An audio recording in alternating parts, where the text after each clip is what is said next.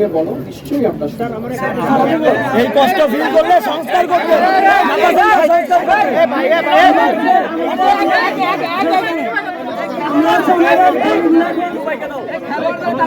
না স্যার এখানে থাকবে।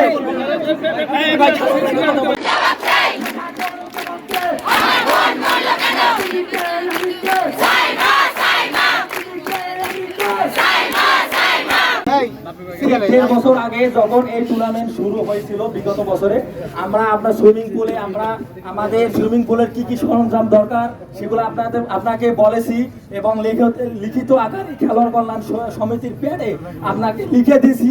আপনার চেম্বারে গিয়ে আমরা খেলোয়াড় কল্যাণ সমিতি আপনার সাথে কথা বলেছি, আলোচনা করেছি, আপনি আশ্বাস দিয়েছিলেন। কিন্তু দেড় বছর শেষ হওয়ার পরও আবার যখন টুর্নামেন্ট আসলো তখনও কোনো সরঞ্জাম ওভাবে আসলো না, কেনা হয় না।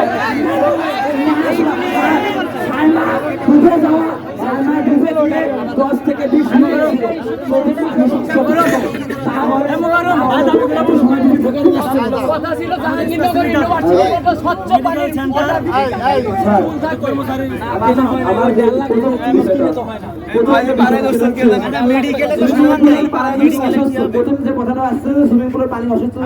দেখা যায়। এখন আমার প্রশ্ন হচ্ছে, বিগত 3 মাস ধরে সুইমিং পুলে সাঁতার প্রশিক্ষণ চলছে টাকার বিনিময়ে, আপনারা আমি জানি না, অবশ্যই সুইমিং পুলে টাকার বিনিময়ে বিগত 3 মাস ধরে প্রশিক্ষণ হচ্ছে। এখন আমার খেলা এই সময়ে ওয়াটার পোলো এবং সুইমিং খেলার কোনো শিডিউলই নাই। শীতের পরে সুইমিং পুলে সাঁতার হয়, বিগত 6 মাস পর আসছে, আবার 1 বছর পর পর হওয়ার নিয়ম, মানে শীতের পর হবে।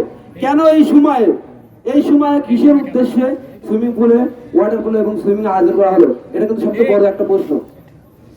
আর যে বিষয়টা পানি স্বাস্থ্য কিভাবে, আপনি পানি দিনের পর দিন ইউজ করছেন, ওখানে পুলের পানি, ভ্যাকুম মেশিন নাই, ওই পানিটা আপনাকে সর্বোচ্চ আমরা খেলার আগে 15 দিন দিয়ে তারপর ওই পানিতে প্র্যাকটিস করে আমরা সুইমিং প্রতিযোগিতা করি। এখন এই বিগত দিন ধরে প্র্যাকটিস করার পর ওই পানিটার যথেষ্ট খারাপ অবস্থা এবং সুস্থ থাকবেন, এটাই স্বাভাবিক। তারা নতুন পানি দিয়ে তারপর আমাদের খেলোয়াড়দের নামাতে লাগতো। আমাদের খেলোয়াড়দের জন্য সুইমিং পুল নাই, বাচ্চার জন্য অনেক শিক্ষার্থী প্র্যাকটিস করে, বাচ্চারা প্র্যাকটিস করে, তাদের জন্য। এই প্রশ্নটা আমি রেখে দিলাম, স্যার সুইমিং পুলটা কাদের জন্য? বউ বাচ্চার জন্য, পারিবারিক সুইমিং পুল। মিঠু ভাই